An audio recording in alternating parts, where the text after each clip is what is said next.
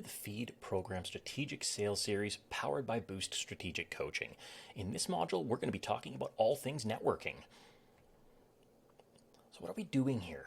Networking, it's really a very effective tactic that will grow your sales and opportunities. However, this is a word that elicits fear, trepidation, avoidance, and disdain for many professionals. Or is that maybe not you? Do you absolutely love networking? If not, we have lots of tips to make it easier and less daunting. If you do love it, I hope you get some new tips and strategies today to make it even more effective for you. So let's break it down. Networking, in its simplest format, is two or more people coming together to explore the viability of a working relationship. I know that you have a truly remarkable product to offer, but you may be missing out on many opportunities for your business because you're not connecting with the stakeholders in your industry and you don't know how to effectively connect with those who could influence your success. Our company exists because our founders saw too many businesses fail because they either ignored sales and marketing altogether or didn't know how to do it properly. The tactic that often works best but is most ignored is leveraging your network. In this program, you will learn how to set measurable goals for networking and learn concrete steps to plan your strategy for before, during, and after each networking opportunity to get the most out of your efforts. Whether you're a keen mover and shaker or an introvert who avoids it like the plague, this program is for you. In this module, we're going to talk about why networking matters, how to prepare for it, how to make the most out of the event while you're there, and the crucial follow-up after the event. So why do we network? Everyone could be good for your business, could know someone who could be good for your business, or could be good for someone in your network. So networking is the sorting of where people fit within your contacts. That includes sometimes the delete pile as well. If you go to an event expecting to only find direct, immediate prospects or opportunities for yourself, though, you'll almost always be disappointed. You start networking when you start your career or business, and you stop networking when you're no longer in business. It's a skill that starts at the beginning and finishes only at the end. It gets going, growing, expanding, and more profitable. All business is built on human engagement. We can't simply hide behind our computers and reach all the prospective champions, partners, retailers, supporters, and customers we need only with social media, blogs, or newsletters, all those impersonal things that we do to connect. Those who do hide behind their computer are usually disappointed in the results. For some of us, in fact, our network and direct human contact are the leading role, and our digital marketing is the supporting actor. There's really no more efficient and cost-effective way to build business than through a network. And the beautiful and frustrating part of networking is that it's hardest at the beginning. It's sort of like learning to play golf. Every day you do it, it gets a little bit easier. Every person you add makes your network more powerful. The reason you may hear your competitor's name come up over and over again is because they've established a large network. The more you do it, you're going to dislike it less and less, and as soon as it starts to produce, you're going to fall in love. People continue to golf because it gets more enjoyable as you get better at it. I'm still waiting for that to happen for me, though, so I don't know about you. We have time and we have money. In the beginning of our business, we definitely have more time than money, so don't be tempted to spend money you don't have on marketing tactics. Invest the time in networking because it will definitely pay off. Networking is supposed to let the most amount of people know what you do, why it matters, and why people care. People can't do business with you if they don't know, like, and trust you. So with networking, you're building visibility, followed by credibility, followed by profitability. We talked about the fact that people aren't always ready the moment you meet them to hand you all of their money. But they may be ready in 6 months or even a year from now. And if you've made a connection with them and continued to stay top of mind as you keep seeing them in a networking setting, there's a much better chance they will remember you when they're ready to engage. It's not their job to remember you from years ago. As a marketer, it's your job to keep reminding them. Some of the most beautiful partnerships, great ideas, and opportunities come from conversations that happen naturally in a social setting. When you're open to seeing where each new contact would fit best within your network, rather than trying to put them all into the direct prospect box, you open up yourself for more and much greater possibilities. Also, networking is supposed to make you more valuable as a professional because you have more potential solutions for more people in your growing network. In other words, you become a valuable connector. For example, when asked, "Do you know a good lawyer, carpenter, etc.?" the more times you say no, the less valuable you get. The more times you have an answer, the more power you have. In business, you want a complete set of professionals with backups, kind of like collecting hockey cards. It's not just who knows you, it's also who you know. You want to be the first call people make when they're having a problem. Are you the connector in your circle right now? Could you be? So what are some of the mistakes you've seen people make in networking? I'm sure you've seen some awkward things. I know I sure have. Where networking goes wrong is when we see it as a selfish endeavor. Have you ever been stuck listening to that person who locks you into a conversation for 15 minutes, going on and on and on about what they do for a living, and then hard selling you on engaging their services? We've all been there and hopefully haven't done that to others. The mistake you can make is talking at people what you do and not stopping to ask them questions in order to figure out where they best fit within your network. You become that person, the vacuum salesman who's handing out business cards like candy. So instead, when you're networking, do twice as much listening as talking. If you're thinking short term and trying to make a quick sale, then you have what colleagues of mine used to lovingly refer to as commission breath. I have to come to this event and get a client today, is what you're thinking, and it shows. So be patient.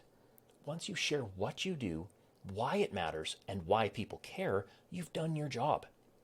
People can't unknow what you do. And stay top of mind. You'll give them the time they need to engage with you. Have you ever said to yourself, "I don't go networking because I'm an introvert"? Networking can be enjoyable for both introverts and extroverts. They just approach it differently. Extroverts tend to like the shotgun approach. Kiss babies, shake hands, work a crowd, but it can be superficial. So they need a lot of touch points to build up relationships. Introverts like one-on-one. They go deep and narrow versus wide and shallow like the extroverts do. Introverts tend to have networks that produce more per person with less people, and extroverts tend to have bigger networks that produce way more opportunities once or twice. Neither are wrong, but they work differently. As we go through the module, I'm going to give you examples for both. Sometimes introverts feel more extroverted and vice versa. I'll give you the tools for both, and I want you to listen to both. What are some of the hesitations you have about networking? A big fear and hesitation that comes from networking is thinking you're going to say the wrong thing or not be able to think of what to talk about. The easiest way to overcome this is to talk about them instead of you. Ask lots of questions and listen more than you talk.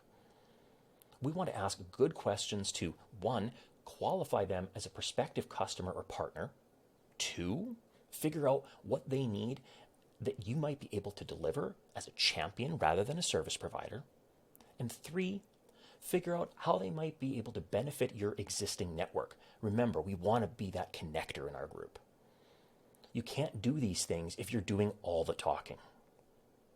Get through fear by learning to ask good questions, and remember you're not there trying to make a sale.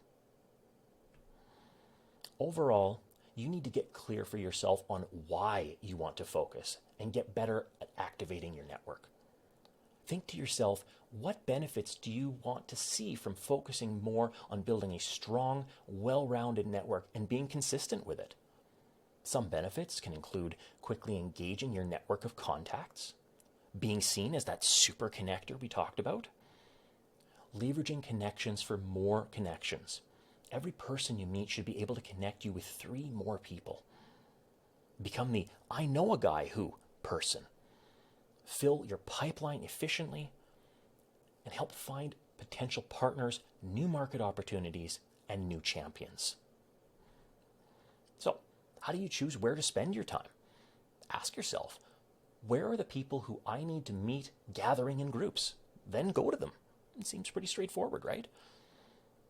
Of course, we're talking about those watering holes, the physical or virtual places where your niche markets hang out in groups. By focusing on a few key watering holes where we know our people are, we eliminate the scattershot approach. Now, how do we find watering holes once we know what kind of people we're looking for? That's where some professionals get stuck. We recommend you start by looking at industry association newsletters and websites, city event calendars, chambers of commerce event calendars, entrepreneurial groups, leisure guides, and always don't be afraid to simply ask people. You can call a handful of people you know who represent the niche you're after and ask where their third space is. That is, where they hang out when they're not at work or at home. Assuming, again, that you know who your market is and where the watering holes are, then you will also ask people in your network to keep their eyes open. Tell them who you're fishing for, and if they know of any events for them to let you know. You could say something like, I'm looking to connect with more people in this space. If you hear of any events they're having, let me know. To give you some examples of how your list could look, it might include things like networking specific events, like the Chamber of Commerce, are the most obvious and easy to find. People are going to them specifically to network, so the format is generally conducive to meeting a number of new people during your time there. You can likely find networking specific events for most niches that you're targeting. Conferences are obviously set up for learning and development, but there are usually windows of time scheduled in specifically for networking, or between sessions at the coffee and snack stations, the dinners, etc. Again, you can choose conferences based on what types of people you're looking to connect with. And of course, you can have a booth at conferences and people will come to you. Make sure if you do this that you have a buddy with you so one of you can be at the booth while the other is out working the room. Charity or fundraising events are also a great source. Openings or political events. Social groups, think hockey or dance. Really think about what social groups you're already involved in. Often it's where you spend your time anyway because you have kids and you're a part-time chauffeur. Industry associations will have monthly gatherings, trade shows, etc. that could be very useful to attend. Professional development. You're going to see a speaker. This is similar to conferences in that it is not for networking, but generally there's an opportunity to meet some people before or after the speaker. Trade shows. This is a great one because you don't have to attend as a vendor. You can go as an attendee and stop at the booths that represent your target markets only. That way you're not stuck there for 4 days. Virtual networking events or hybrid networking events have become more of a thing over the past few years, and I believe they're here to stay. The benefit is you can connect further than your local trading area without the commute. Internal conferences, for you, it can be great to meet colleagues from other provinces to help expand your network reach. Your approach to introducing yourself and how many people you will aim to connect with will be different depending on the format of the event you're going to. So if you're at a conference that has a networking component, it's very different than going to a chamber networking event. Because at that chamber event, everyone expects you to be networking. But at conference, most people expect the networking to happen only during the dedicated networking times. Before going, decide what outcomes you might be looking for. Starting with the end in mind, what would need to happen during the event to make you feel like it was a success? Most go looking for customers or partners. Now, even though one of the major reasons to go is to find customers, and nobody is pretending this is not the case, you don't want to be seen as desperate. You're not going there to close business on the spot. You're going to find people who are worth adding to your network, but you're going to use your short time together to figure that out and simply invite a future conversation. Meaning, follow up with those people for a coffee or Zoom meeting after to learn about each other in more depth. We'll talk about this more in detail later in the module. Don't feel pressured to come on strong and be aggressive. Instead, ask more questions and listen more than you talk. Look to build visibility and credibility. Everyone you meet could be a customer, could know a customer, or could benefit a customer. You're not attached to which role each new contact could fill. You're just curious, where could this person fit? Or are they a poor quality contact, like a card peddler? Also, some of your events could be internal conferences or events of the like. In those cases, you may be looking for an alliance. If it's a supplier, like going to a vendor show, you may be looking to build brand awareness. Or networking to learn market intelligence to learn best practices. For some, it could be the sharing of best practices and positioning as an expert. But 90% is collecting new contacts that you can be using for something. Once you've set your sights on some events where your people will be at, spend some time thinking about which of your target markets will be there and what messaging you want to get across, what you do, and why it matters to them. And you're going to want to find out as much as you can about the event. Try and find out the format. Are you networking at the beginning or at the end? Is it a networking focused event, or is networking just a small item they've added to the agenda? The reason we want to know the format is, for example, if networking is at the beginning, it's okay to leave before the speaker. Or if networking is at the end, it's okay to miss the speaker and come at the end. I know this may sound a little funny, but we're trying to be as efficient with our time as possible. The location. If it's close to home, it's an easier one to explore. If you have to get on a plane or drive for a few hours, you need to do more homework to make sure it has really good potential for you. The audience. What level are they at? If there will be 100 people there, but only 3 may be in your target market, it's probably not a good one for you. Or, if lots of your competitors tend to go to this event, it's probably not your best choice either, especially if there are other options with less competition. Who's the organizer? Do they throw good events? Some do it because it's part of their job, others because they understand the value of networking. And those sometimes result in different quality of events. Ask people who've been to these particular events if they were any good. Look at the quality of the sponsors. If it's a chamber of commerce and sponsored by IBM, that tells you a lot. If there are no sponsors or poor quality sponsors, what is that saying to you? Stake out the facility itself. Is there an escape path for you? Or is there only one door and the people are sitting right in front of it? Or is there a way to excuse yourself for a call and not come back if the event is poor quality or very poorly attended? The staff. I like to know if an event is going to be well staffed or not. Will there be people helping with seating? Ambassadors helping connect people? These are great things, especially if you're not comfortable at the beginning. Getting an idea of the level of professionalism is very, very helpful. The participants themselves. What is the quality of people attending as it relates to your target markets and who you're looking to add to your network? Does it match with the people you're looking to connect with? And a go or no-go point. Assuming you're getting enough info that suggests it'll be a good event, you register. If your info seems 50-50, decide on a day to make the call whether to go or not. Say to yourself, I'm going to give myself until a week before the event to decide. If I'm not sure, I won't go. Or if it's close to too expensive, I might not go, but could give myself permission to leave 30 minutes if it's not that great. As long as you're not going on a plane or driving, of course. More times than not, I've been proven wrong, and it's not bad to be there even just to practice the craft of networking. You can ask questions of the organizers like, how busy will it be so I know how long I need to get there or how early? Do people struggle with getting to all the people in the room? This can give you a hint at how many people may be there.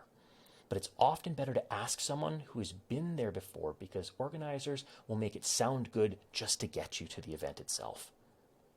This might seem like a lot of work, but it's better to do the work up front than waste time and money and be disappointed. That's what turns people off networking and makes them feel like it's a waste of time. Now note, an event doesn't have to be huge to be worthwhile. Small events can be very beneficial if the right people are there and it's well run. Similarly, big events can be a waste of time if it's not well done and well put together.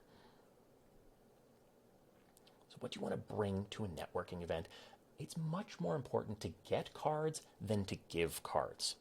Always bring cards, but be more interested in getting cards from the people you're talking to and more selective in offering yours. That will allow you to be selective and control who you reach out to spend more time with after the event.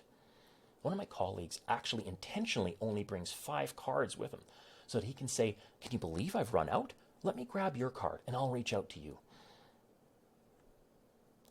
Sometimes people ask if they should bring a wing person or buddy with them.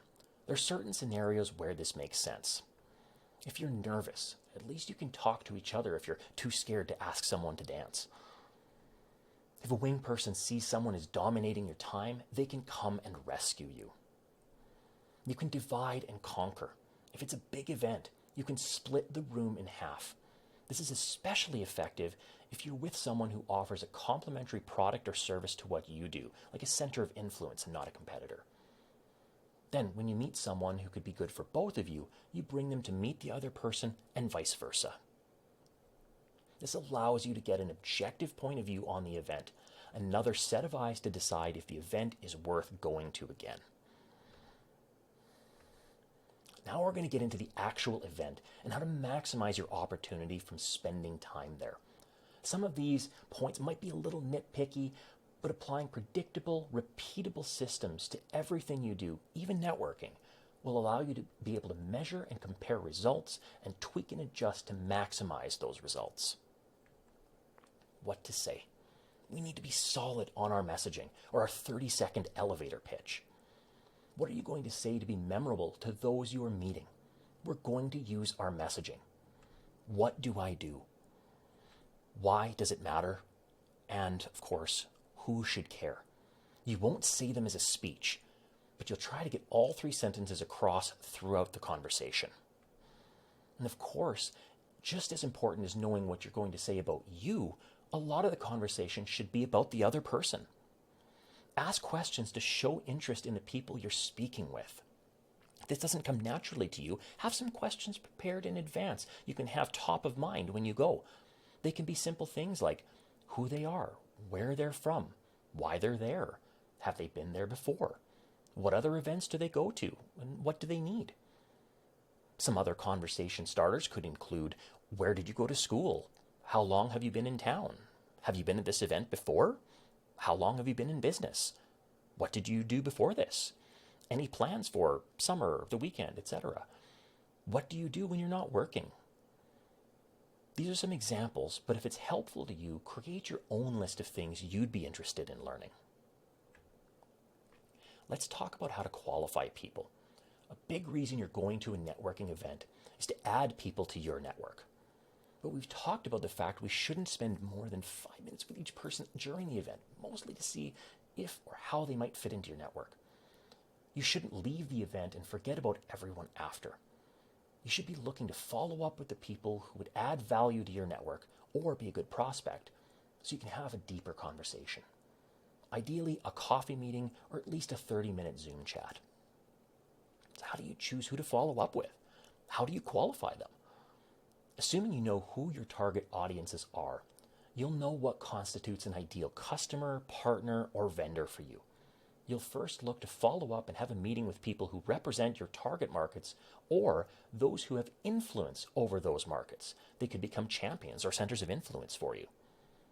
So when you're going to events, a measure of how valuable they are could be how many cards you've taken home with you that you're excited to reach out to for a chat with the person after. A simple first thing to think about, when should you arrive? I recommend arriving 10 minutes before the event starts, but don't go into the room. I attend a networking event that happens at breakfast a couple of Fridays a month. The networking portion is from 7:10 to 7:30 a.m. Then we sit down for breakfast and have a short guest speaker who starts at 8. There are consistently people who show up at 7:30 or later. They're now limited to meeting only the 5 other people at their table and possibly trying to catch others as they're hurrying out after the event to get to work. I often think they're wasting much of the cost of the ticket by not arriving early enough for the pre-show networking time. I like to find a spot just outside the room or even stay in my car and keep an eye on what's happening. I let a couple of people go in and then I follow. I don't want to be the keener by being the first one into the room. If it's a new event, I like to see how it starts. I want to see if people arrive on time and if there are stragglers. If people are showing up late, that says a lot about the event itself. So, make sure you've planned your travel time in order to be there before it starts, get parking, find the room, etc. Checking in.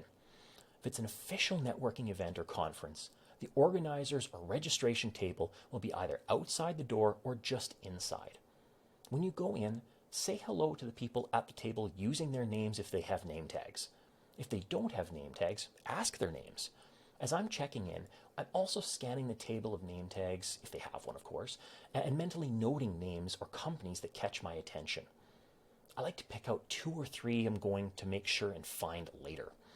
It's a good idea to have some small talk with the people at the front table as well. You'll get to know the folks behind the event and get warmed up in conversation. Daria, our founder, was telling me that one time she had a chat with the table greeters at an event she attended. The greeters happened to be involved in choosing the speaker for future events. Once they heard that Daria is a coach and trainer, they booked her to speak at their next event.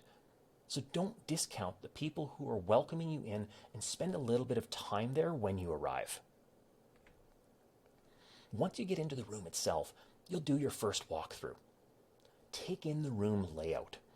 There will be a check-in table, seating, perhaps a bar, a stage, the bathroom, etc. Walk the room to orient yourself to where everything is. I normally sit the farthest away from the speaker and closest to the door, so if after the networking part I want to leave, I'm not making a scene. Once you get oriented, then you can start talking to whomever is in the room. Earlier, we talked about bringing a wing person. So if you're with someone when you walk into the room, you go left and they go right. Meet up in the middle and then each finish your circle. Make sure you've discussed in advance and have some strategy in place for how you're going to work the room together. That way, when the event starts, you're not just standing together, unless you're nervous, of course. Assuming you're both confident, though, you're each going to talk to other people in the room. If you meet someone interesting, you can walk that person over to your wing person and say, "You've got to meet my friend Carla."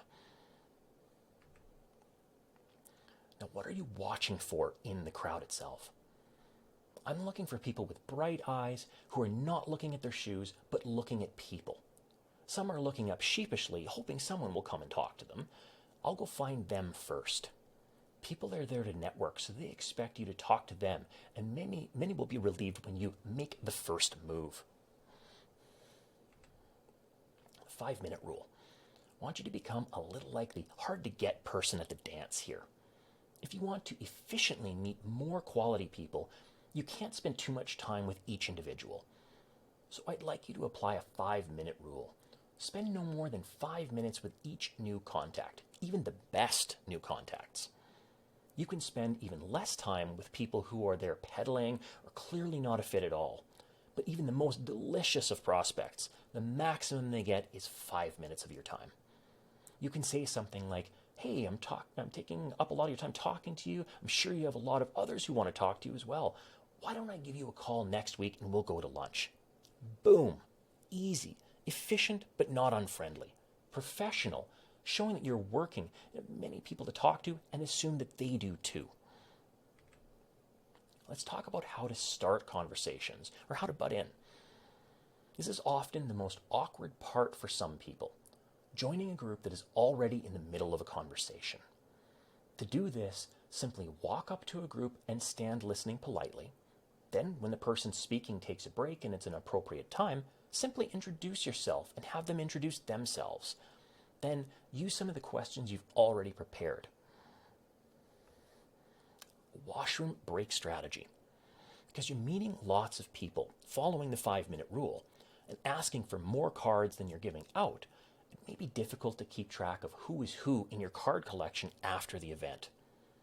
Something to help with that is when you talk to someone and you like and want to follow up with them, put their card in your right pocket. People you talk to who you don't want to follow up with, put their card in your left pocket. Once you have the cards of 5 people you want to reach out to later, go to a bathroom stall, write on them facts and personal stuff about that person. Something you will reference in your follow-up.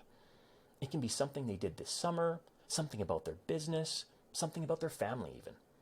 When you reference it in your follow-up phone call or email, you will help them recall the conversation as well. Now, people may think you drank too much water that day with all those bathroom trips, but there are a lot worse ways to make a first impression, right? So you've made it out to an event or had the opportunity to meet people at a watering hole. Now what?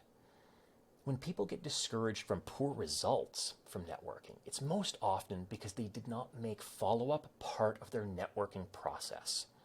But before that, let's talk about how to evaluate the event so we know if we would attend again and if it was worth our time. So what do we want to do? We want to look at the quality of the participants. Were your niche markets or targets for vendors, partners, or alliances there? Or was it just a bunch of your competitors? Maybe was it none of the above?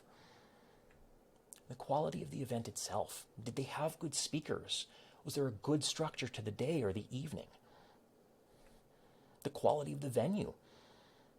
Was there ample parking, food? What was the distance of travel like for you? Were all of those worth you being there? How well was the event itself organized? Was it well run? Did they have name tags? Did they take attendance? Did it meet your desired outcome? Whatever your intention was of going there, to meet clients, colleagues, collect market intelligence, or find contacts who could be good for your champions. How did it rank based on why you were there? The bonus results that come. Sometimes the good stuff shows up that you weren't expecting. For example, maybe you went to find champions but found prospects instead. The quality of the time you invested. Was it worth driving, parking, getting in, etc.? And determining the return on investment, or the ROI. The time, money, resources, and other things you made happen in order to show up. Was all of that worth it? Even if the event wasn't ideal for you, it isn't necessarily a waste of time to have gone. You may discover it would be the perfect place for one of your customers or champions to be, so you can pass along that information to them. Think about who else you can recommend it to. This could be an easy way to champion some of the people in your network. Would you go to that event again? If the event was good, make sure you'll hear about the next one. This is simple, but make sure you're on the organizer's mailing list. Sometimes they automatically put you on the mailing list when you register. But given the laws around that and how that's all changing, make sure you go to their website and sign up for future events. I always recommend giving events 2 chances to see if they're consistent. But if it was really not very good, wait a while and go back in 6 months. Give it a chance to get better. If it's good, then start going regularly to build up your connections and momentum. After a while, you may find you get to attend fewer events, but if that's not enough to keep the connections going, then go back to your original schedule.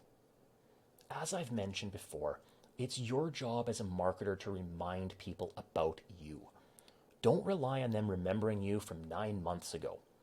I don't want to see you in helicopter mode out of multiple events through the year without repeating your attendance at any of them. Remember, people need to know, like, and trust you to do business with you, so you want to have some staying power at the events you attend.